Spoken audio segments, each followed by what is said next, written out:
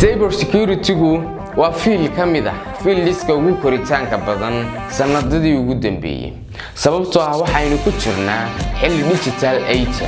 saas darteed company kasta waxa uu u baahan yahay in uu hackerska ka ilaaliyo xogtiisa iyo systemskiisa kala duwan sida kombiyuutarada iyo deviceska kale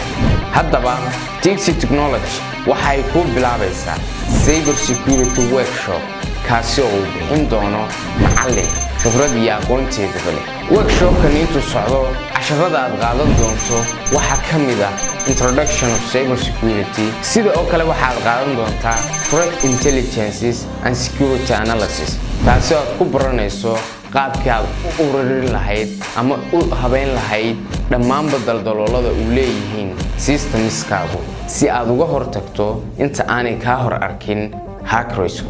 waxa kale oo aad qaadan doontaa network security iyo web security markaad dhamaysto workshop-kan waxaad awood u yeelan doontaa in aad ku apply gareyn karto aqoontii aad baratay company-gaaga ama organization-kaaga ama as an individual waad ku mahadsan tahay haddii aad ila soo gaadhay bartan fadlan like saar muuqaalka wixii faahfaahin iyo macluumaad intaa dheeri ahna nagala soo xidhiir lambarada iyo ciwaanada kaaga muuqda shaashada